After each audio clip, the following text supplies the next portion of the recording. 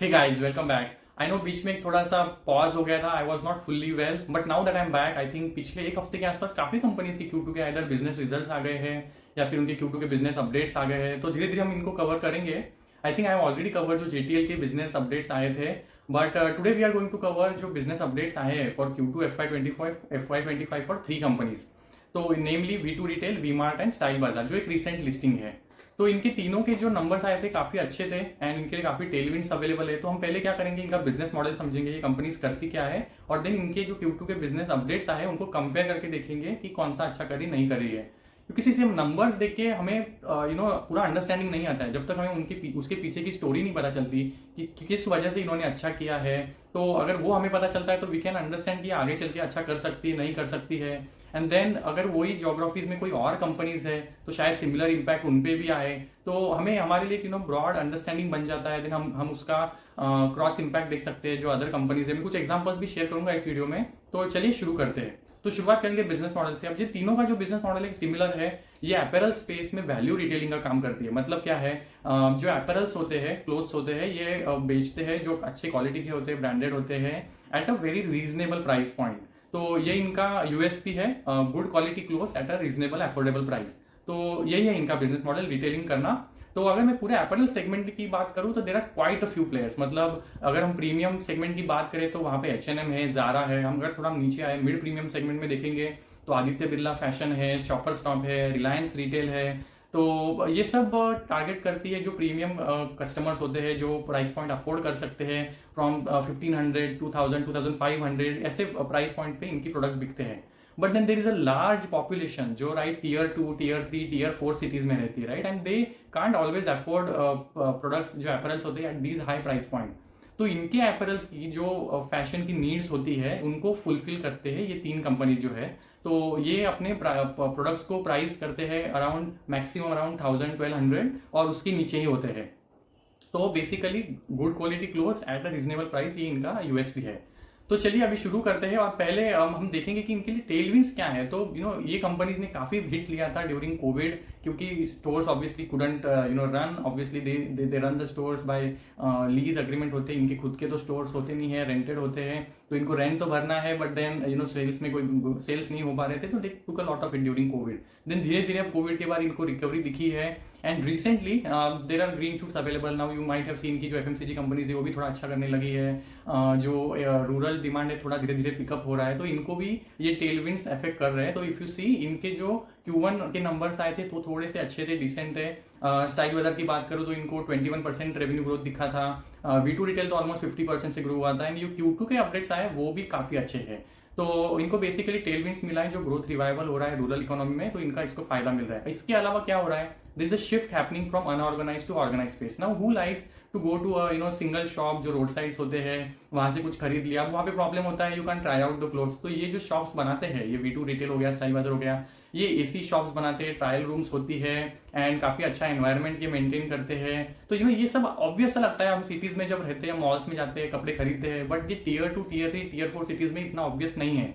तो ये जब शॉप्स ओपन होते हैं तो obviously it gives an opportunity. अब आज का यूथ काफी एस्पिरेशनल है, राइट, मतलब ये फैशन को फॉलो करता है। There is a growing mobile penetration. हम फेसबुक पे है, हम इंस्टाग्राम पे है, तो वी अंडरस्टैंड कि ग्लोबली मतलब ये नेशनल लेवल पे जो फैशन ट्रेंड्स हो रहे हैं and we try to emulate, right. तो ये जो मोबाइल पेनिट्रेशन बढ़ा इसका भी इम्पैक्ट हुआ है। यूथ इज गेटिंग मोर ट्रेंडियर, तो उनको ये सब अच्छा फैशनेबल क्लोथ चाहिए एट रीजनेबल प्राइस। तो ये सब जो डिमांड होता है ये प्ले आउट होता है, ये फुलफिल होता है through players like V2 retail या फिर स्टाइल बाजार।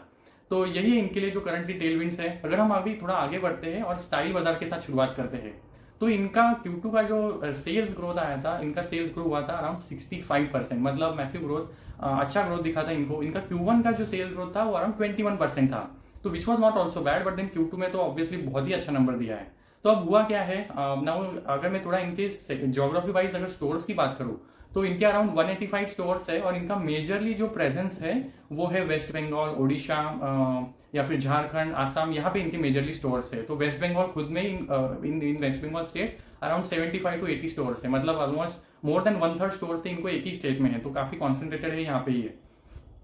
और अदर प्लेयर्स भी, अगर मैं V2 रिटेल की बात करूं या फिर वी-मार्ट, तो चलो एक पैन इंडिया प्रेजेंस है इनका, बट V2 रिटेल भी एक काफी हिंदी हार्टलैंड जो हो गया हमारा, यूपी, बिहार, झारखंड, ओडिशा, ये सारे जो रीजन में इनके मेजरली स्टोर्स हैं, और they are slowly slowly I mean going towards southern state as well, but then majorly अभी भी जो इनका प्रेजेंस है वो नॉर्थ हिंदी हार्टलैंड जो है वहाँ पे है। और इनका जो कस्टमर रहता है उसका मतलब जो फैमिलीज होते हैं जिनका इनकम, एनुअल इनकम होता है अराउंड 2 to 4 लाख, ऐसे सेगमेंट में ये अपने प्रोडक्ट्स को टारगेट करते हैं, ऐसे कंज्यूमर्स को।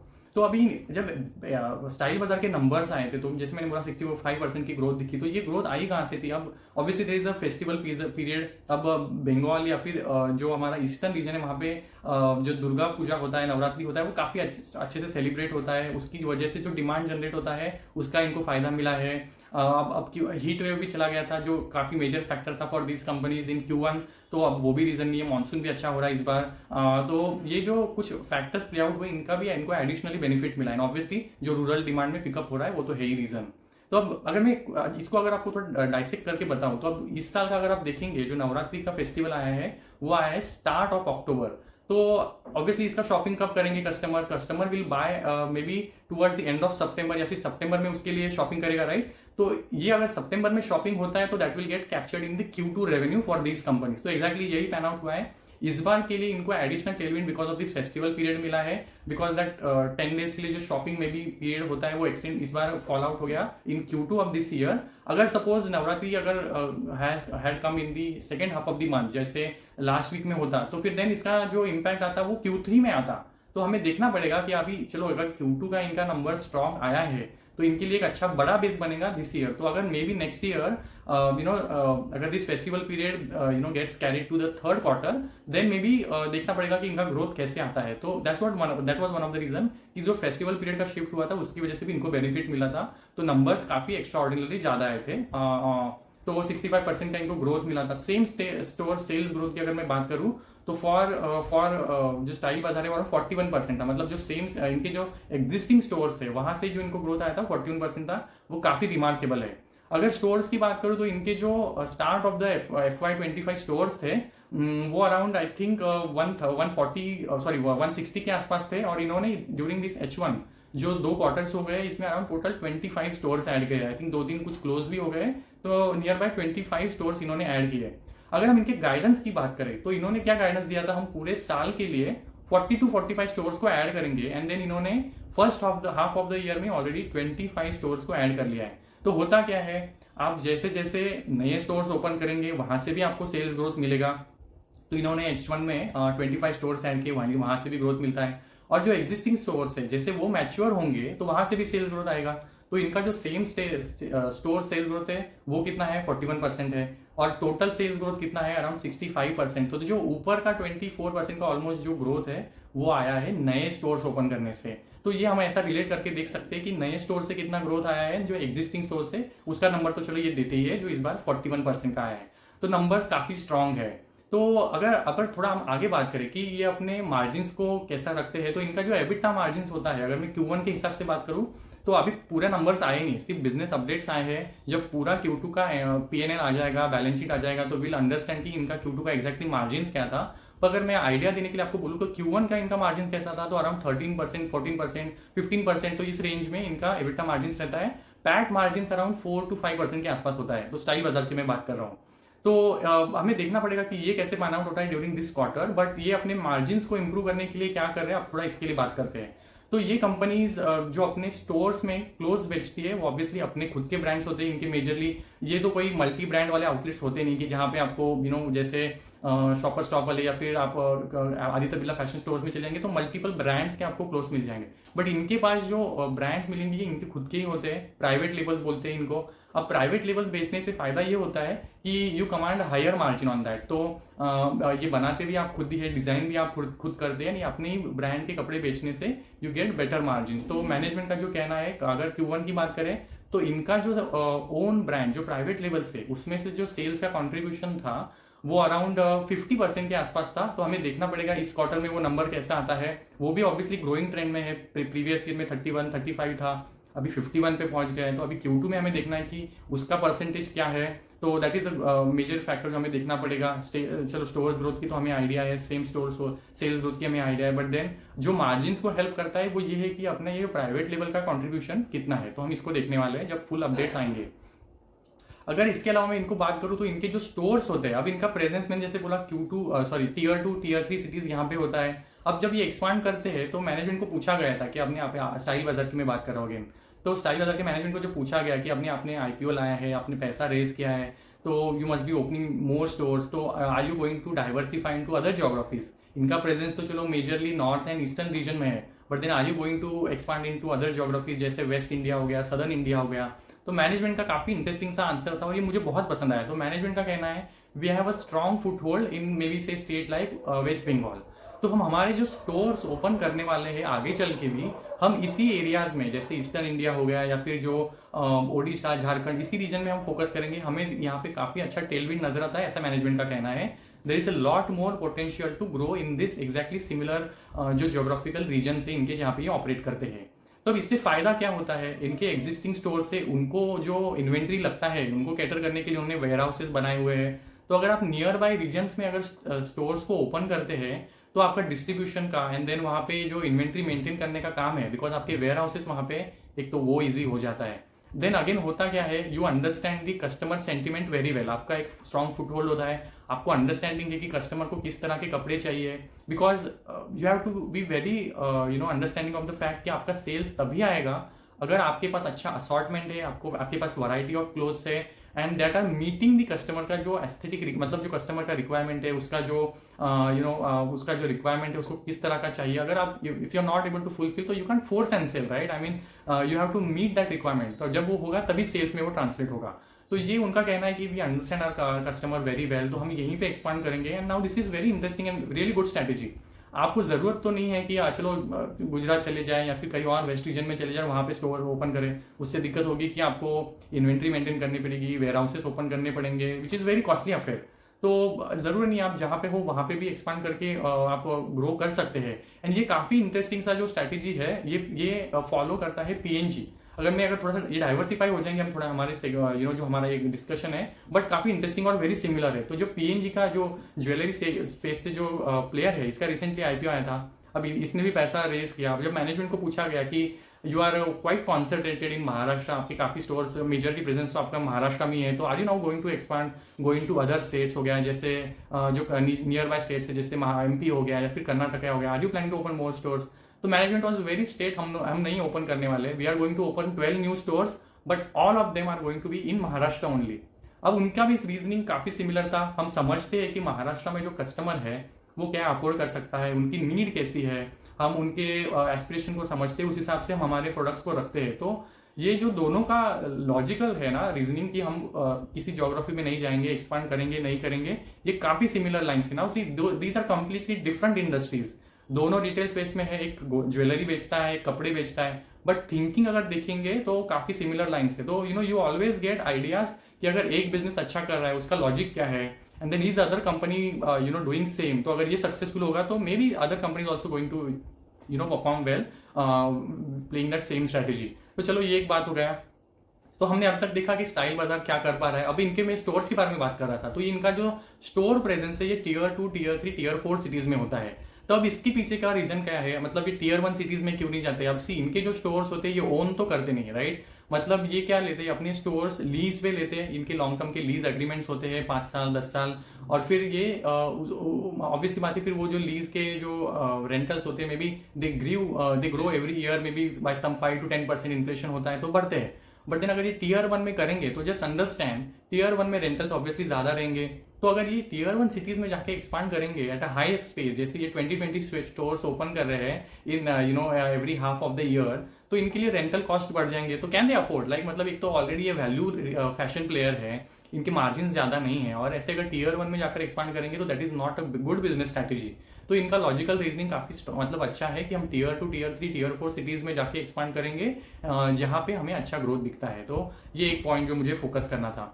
तो चलिए अब थोड़ा आगे बढ़ते हैं, V2 रिटेल की बात करते हैं। अगेन एक जो कंपनी है एक लॉस मेकिंग था बिकॉज ड्यूरिंग 2022, अब ये प्रॉफिटेबल हो गया है इन 2024, और इसका जो Q1 और Q2 के दोनों के जो नंबर्स थे वो काफी अच्छे थे। Q1 में इनका जो रेवेन्यू ग्रोथ था अराउंड 57% का था। Q2 में अभी जब इनका बिजनेस अपडेट्स आया है तो इनका रेवेन्यू ग्रो हुआ है 64%, मतलब एकदम नेक टू नेक चल रहा है विथ जो स्टाइल बाजार्स के नंबर थे। और मतलब ये सारी प्लेयर्स की जो एक खास बात है कि इनका जो रेवेन्यू ग्रोथ आता है that is all volume growth, मतलब ये मेजरली जो सेल्स ग्रोथ आता है वो वॉल्यूम से आता है, not because of price increase, क्योंकि इनका पूरा गेम ही है लाइक मतलब अफोर्डेबल रखना, प्राइस पे खेलना, प्राइस कम रखना, तो ये अपने प्राइजेस को ज्यादा बढ़ाते नहीं है।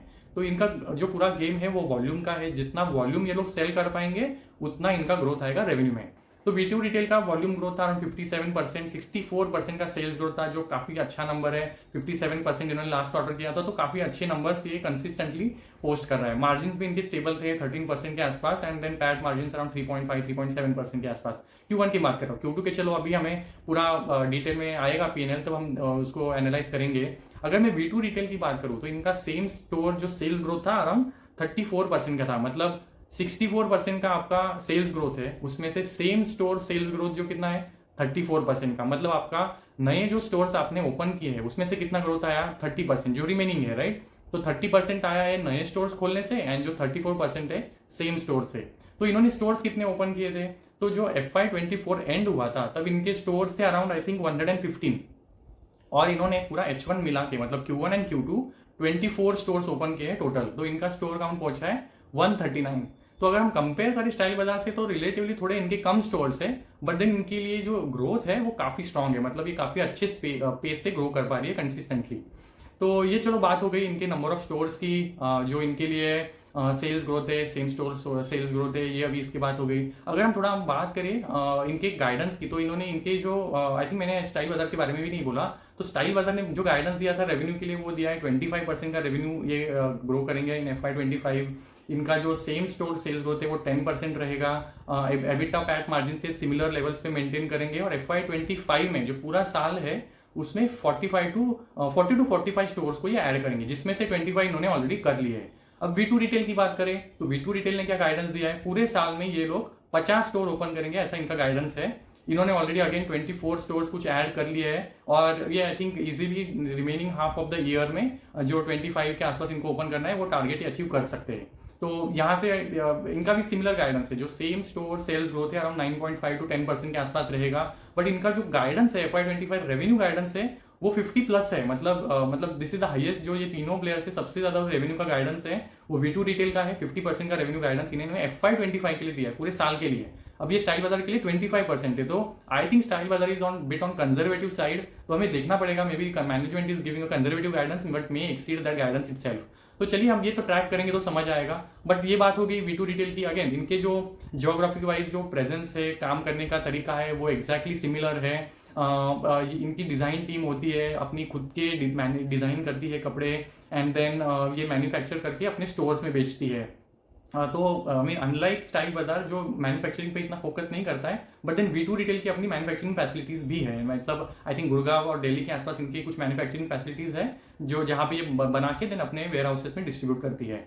तो चलो ये बात हो गई इनकी। आई थिंक इनका जो गाइडेंस है वो भी स्ट्रांग है, रेवेन्यू के टर्म्स में देखे, सेम स्टोर सेल्स मतलब ग्रोथ के बारे में देखे, या फिर नंबर ऑफ स्टोर्स के बारे में देखे, दिस ऑल इज गुड। अब हम थर्ड प्लेयर पे आते हैं V-Mart। अब ये तीनों में जो V-Mart है वो थोड़ा सा मुझे लीस्ट इंटरेस्टिंग लगा था, बिकॉज इनका जो हिस्ट्री ट्रैक रिकॉर्ड है वो भी इतना स्ट्रांग नहीं है। Again this was a loss making company, I think even the last year का जो मतलब लास्ट ईयर तक भी लॉस मेकिंग थे। Q1 में ही थोड़ा सा इन्होंने फर्स्ट टाइम प्रॉफिट दिखाया था, अभी भी इनका जो बिजनेस अपडेट आया है वो डिसेंट आया है। तो सेल्स ग्रोथ की बात करूं तो इनका सबसे कम आया है, 24% का इनका सेल्स ग्रोथ आया है इन Q2 FY25। अब इन्होंने भी कुछ स्टोर्स ऐड किए हैं, आई थिंक अराउंड 23 या 24 स्टोर्स इन्होंने H1 में ऐड किए। अब इनका जो बेस है वो काफी बड़ा है, तो इनके जो टोटल स्टोर्स है अभी वो गए 467।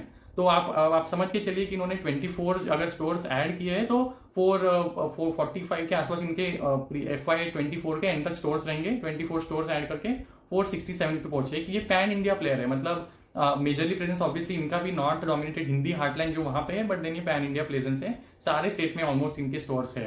तो ये हो गई इनकी बात। अब इनकी जो खराब मतलब जो पुअर नंबर आया था वो, चलो अब सेल्स ग्रोथ तो 24% स्टिल ओके, बट जो सेम स्टोर सेल्स ग्रोथ था, जहाँ पे वी मार्ट V2 रिटेल कर पा रहा है 34%, स्टाइल बाजार का 41% था, अब इनका सेम स्टोर सेल्स ग्रोथ जो है वो सिर्फ 15% है। मतलब जो इनके एग्जिस्टिंग स्टोर्स है यहाँ से ये इतना इफिशियंटली सेल जनरेट नहीं कर पा रहे। Now you are being a big player, मतलब ये दोनों कंपेरिजन में काफी बड़ा प्लेयर है वी मार्ट, क्योंकि इतने नंबर ऑफ स्टोर ज्यादा है, मार्केट कैप भी काफी बड़ा है, आई थिंक 8,800 करोड़ के, almost double the size of V2 retail and I think more than 3 times the size of style बाजार। बट देन वॉल्यूम ग्रोथ इनका कुछ नहीं है, जो सेल्स ग्रोथ है वो 24% का आया था और सेम स्टोर सेल्स ग्रोथ जो है वो भी 15% का आया था। तो बेसिकली 9% इनका जो ग्रोथ आया था वो नए स्टोर्स ओपन करने से आया था। तो ये नंबर्स थोड़े मुझे रिलेटिवली वीकर साइड पे लगे थे कंपेयर टू जो स्टाइल बाजार या फिर जो V2 रिटेल के आए थे। अब इन्होंने क्या किया था रिसेंटली, मतलब not just very recently, but इन्होंने आई थिंक एक 1.5 साल पहले एक अनलिमिटेड करके जो चेन था रिटेल का उसको एक्वायर कर लिया था। अब इनके स्टोर्स इन्होंने जो एक्वायर किया था तो काफी सारे लॉस मेकिंग थे, तो इन्होंने उन स्टोर्स को क्लोज किया। तो आई थिंक इन FY24 इन्होंने कुछ 25 स्टोर क्लोज कर दिए जो लॉस मेकिंग थे या फिर जो अच्छे से बिजनेस जनरेट नहीं कर पा रहे थे। फिर नए स्टोर्स भी ओपन किए, बट देन इन्होंने अपने स्टोर्स को रैशनलाइज किया है, जो नहीं चल रहे उनको क्लोज किया है, जो रीजन्स में ग्रोथ है, डिमांड है, वहां पे स्टोर्स ओपन कर रहे हैं। तो ये कंपनी जो है वी मार्ट, ये एक्चुअली ट्रांजिशन फेज से जा रही है। मतलब ऑब्वियसली कोविड में हिट लिया था, देन वहां से अभी निकले हैं, फिर ये जो एक्विजिशन किया था वो भी अभी धीरे धीरे अभी इनके लिए वर्कआउट हो रहा है। तो ये एक्चुअली ट्रांजिशन फेज में से जा रहा है। इनके अगर मैं गाइडेंस की बात करूँ तो वो भी मुझे थोड़ा वीकर साइड पे ही लगा था। तो इनके मैनेजमेंट का जो गाइडेंस है रेवेन्यू के लिए अराउंड 15% का है, सेम स्टोर सेल्स ग्रोथ का अराउंड 10% का गाइडेंस है। बट इनका स्टोर्स का एडिशन जो ग्रोथ का स्टोर्स ऐड करने का जो गाइडेंस है वो ठीक ठाक है, 50 स्टोर्स ऐड करने का इन्होंने बोला है। But obviously we have to look at, क्योंकि ये स्टोर रैशनलाइजेशन कर रहे हैं तो maybe they will also close few stores and then they will be able to add 50 at the end of the year. तो चलो यहाँ से तो अभी देखना पड़ेगा कि इनके एग्जैक्ट नंबर्स आएंगे। तो चलो आगे मार्जिन क्या है, 24% की तो सेल्स ग्रोथ है राइट, बट देन इनके मार्जिन कैसे, अगर इनका मार्जिन प्रोफाइल Q1 FY25 के आसपास अगर मैं आपको बताऊं तो even they are lesser compare to what V2 and style Bazaar are able to do. तो V2 रिटेल या फिर स्टाइल बाजार 13-14% 15% के आसपास एबिटा मार्जिन करता है एंड 4-5% का पैट मार्जिन करता है। देन वी मार्ट का जो एबिटा मार्जिन है अराउंड 11-12 के आसपास है, पैट मार्जिन अराउंड 1-2% है। तो काफी बॉर्डर लाइन पे मतलब इनका खेल रहता है। तो वी मार्ट मुझे थोड़ा सा वीकर लगता है इनमें, but then again we have to track the numbers. ऐसा जरूरी नहीं कि आज ही खराब कर रहा है तो फ्यूचर में भी खराब करे। अगर टर्न अराउंड होता है, इनकी स्ट्रैटेजी वर्कआउट होती है, जो भी अपने बिजनेस में ट्रांसफॉर्मेशन कर रहे हैं, तो it might as well do well going forward. अब मैं एक पॉइंट पे बात करना चाहता हूँ, अभी इनके जो सारे स्टोर्स होते हैं वो ये चलाते कैसे, इतने सारे स्टोर्स ऐड तो कर रहे हैं like half of the year इन्होंने 25-25 स्टोर्स ऐड किए। तो ऑब्वियसली बात है कि ये स्टोर्स खरीद तो नहीं रहे, मतलब इनके ओन स्टोर्स होते नहीं है। तो ये क्या करते हैं, लीज पे स्टोर्स लेते हैं, जैसे मैंने बोला। तो इनका लीज एग्रीमेंट बनता है। तो अगर आप देखेंगे इनके बैलेंस शीट में, और ये कोई भी आप उठा के देख लीजिए, स्टाइल बाजार देख लीजिए, ये V2 रिटेल का मैंने एग्जांपल शेयर किया है, यू विल सी कि इनके बैलेंस शीट पे लायबिलिटी साइड में there will be a big factor which contributes to their liabilities is lease liabilities. मतलब होता क्या है, ये कोई भी स्टोर जब मतलब चालू करते हैं तो लीज पे लेते हैं 5 साल की, सपोज उनकी लीज की एग्रीमेंट है। तो जो इनको 5 साल में उसको लीज के लिए पेमेंट्स करने, उस लीज पेमेंट की जो प्रेजेंट वैल्यू होती है, इसको ये अपने बैलेंस शीट में उनको दिखाना पड़ता है। तो ये दिखती है नॉन करंट लायबिलिटीज में and also in current liabilities. तो जो इस साल को उनको पेमेंट करना है वो अगेंस्ट दैट लीज, वो रिफ्लेक्ट होगी आपकी करंट लायबिलिटीज में as a lease liability, and then जो रिमेनिंग 4 साल की लीज लायबिलिटी है वो नॉन करंट में दिखेगी। तो ये एक फैक्टर है that we have to consider very keenly. ये मैं क्यों बोल रहा हूँ ना, if you look at P&L of V2 retail you will see operationally ये काफी अच्छा कर रहे हैं, 10-11% की इनके ऑपरेटिंग मार्जिन होते हैं। बट देन जैसे हम पैट की तरफ आते हैं, दोज ड्रॉप सिग्निफिकेंटली 3-4 पे आ जाते हैं। और जो मेजर फैक्टर जो इसको इफेक्ट करता है वो है जो ये इंटरेस्ट कॉस्ट है और डेप्रिसिएशन है। Now that is indicating towards the lease liability जो इनके लिए है। तो ये काफी बड़ा फैक्टर है और ये तीनों कंपनीज के लिए कांस्टेंट है इनके लिए, क्योंकि now this is not a direct loan जो इनके पास है, बट क्योंकि इन्होंने लीज एग्रीमेंट्स लिए, उनकी तरफ इनको पेमेंट्स करना पड़ता है। एंड दीज रेज रेंटल के जो एग्रीमेंट्स होते हैं एवरी ईयर उस पर कुछ मार्कअप होता है, बिकॉज ऑफ इन्फ्लेशन आपके रेंटल्स बढ़ते हैं। तो अगर आपके सेम स्टोर के सेल्स में ग्रोथ नहीं है, मतलब इसेंशियली आपके अगर सेल्स में ग्रोथ नहीं है और अगर ऑन द एक्सपेंस साइड आपके जो रेंटल इनकम्स बढ़ते जा रहे हैं, तो that puts you in a bad condition right. मतलब रेवेन्यू में अगर ग्रोथ नहीं है और आपके एक्सपेंसेस बढ़ते जा रहे हैं तो you tend to get fall into loss. तो यही होता है। तो जब तक इनके बिजनेसेस में ग्रोथ आती रहेगी they will do well, they will make good profits, but जैसे ही डिमांड सिनेरियो खराब होता है तो इनका चांसेस होता है लॉस बनाने का। तो ये हमें ये बिजनेसेस को ट्रैक करते हुए काफी ध्यान से अपने दिमाग में रखना है कि जैसे ही डिमांड सिनेरियो खराब होगा इनको इसका डायरेक्ट इंपैक्ट आने वाला है। तो ये इनका हिस्ट्री भी बताता है, राइट। मतलब ये प्रीवियस क्वार्टर में जब कोविड के बाद से इनके अगर V2 रिटेल देख ले, वी-मार्ट देख ले, इनका लॉस जो था वो ऑपरेशनल लेवल पे नहीं है। ऑपरेशनल लेवल पे they are still profitable, but PAT level पे they are profit loss making because of these lease liabilities. तो ये काफी ध्यान में रखने वाली चीज है। तो ये हम आगे भी ट्रैक करेंगे, but I just wanted to highlight ये एक सिग्निफिकेंट फैक्टर जो हमें कंसिडर करना चाहिए। तो चलो यही बात हो गई पूरी जो हमें ट्रैक कर कवर करना था इन दिस वीडियो। तो जब पूरा इनका P&L आ जाएगा, Q2 रिजल्ट्स का पूरा नंबर्स आ जाएगा, तो हम will again share the update. But अभी के लिए यहीं तक रखते हैं। Let me know if you have any queries, कुछ भी फीडबैक सजेशन रहेगा, do let me know and I will try to maybe address those queries as well in the coming video. Thank you so much.